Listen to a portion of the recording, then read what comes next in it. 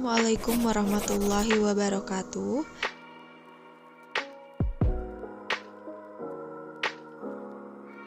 Pada video ini, saya akan mempresentasikan tentang materi obat antidepresi yang disusun oleh kelompok 3 yang beranggotakan Rina Karina, Alisa Adistia, Erna Kurniawati, Elka Ayu Prawesti, Siska Pratiwi, Feby, dan Puji Kurniasih. Adapun pembahasan yaitu tentang depresi dan obat antidepresi. Apa itu depresi? Definisi menurut WHO, depresi merupakan gangguan mental yang ditandai dengan munculnya gejala penurunan mood, kehilangan minat terhadap sesuatu, perasaan bersalah, gangguan tidur atau nafsu makan, kehilangan energi, dan penurunan konsentrasi. Depresi sering ditemui dalam kasus gangguan jiwa. Prevalensi pada wanita diperkirakan 10-25% dan pada laki-laki 5-12%. Apa itu obat antidepresi? Antidepresi atau antidepresan adalah obat yang dapat digunakan untuk memperbaiki mood, yaitu dengan meringankan atau menghilangkan gejala keadaan murung yang disebabkan oleh keadaan sosial ekonomi, penyakit, atau obat-obatan. Tujuannya yaitu antidepresan digunakan untuk tujuan klinis dalam sejumlah indikasi untuk mengurangi perasaan gelisah, panik, dan stres, meringankan insomnia, untuk mengurangi kejang atau serangan dalam perawatan epilepsi, menyebabkan relaksasi otot pada kondisi ketegangan otot, untuk menurunkan tekanan darah dan denyut jantung, atau juga untuk meningkatkan mood dan meningkatkan kesuburan. Penggolongan obat antidepresi mencakup 3 golongan obat, yaitu 1. Antidepresan klasik terdiri dari trisiklik dan tetrasiklik. Yang kedua, antidepresan generasi kedua. Yang ketiga, antidepresan MAO atau monoamin oksidase inhibitor. Yang pertama, antidepresan klasik. Mekanisme kerjanya, obat-obat ini menghambat resorpsi dari serotonin dan non-adrenalin dari sel sinaps di ujung-ujung syaraf. Yang kedua, antidepresan generasi kedua. Mekanisme kerjanya dibagi menjadi 2, yaitu SSRI atau Selective Serotonin Reuptake Inhibitor, yaitu menghambat resorpsi dari serotonin.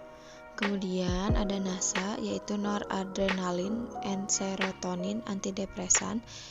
Mekanismenya tidak berhasil selektif, menghambat reuptake dari serotonin dan non-adrenalin.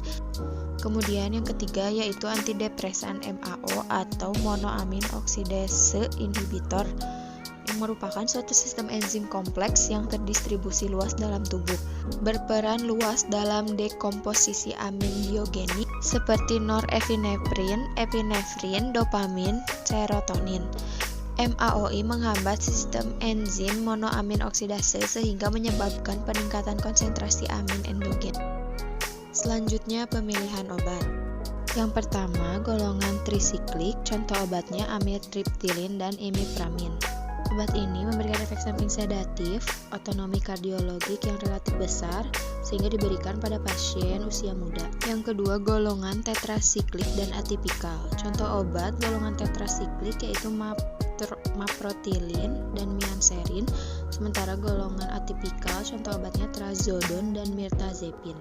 Obat ini memberikan efek samping otonomik kardiologik yang relatif kecil, efek sedasi yang lebih kuat, sehingga diberikan pada usia lanjut yang kurang tahan terhadap efek otonomik dan kardiologik. Selanjutnya golongan obat SSRI, contoh obatnya yaitu fluoxetine sertralin.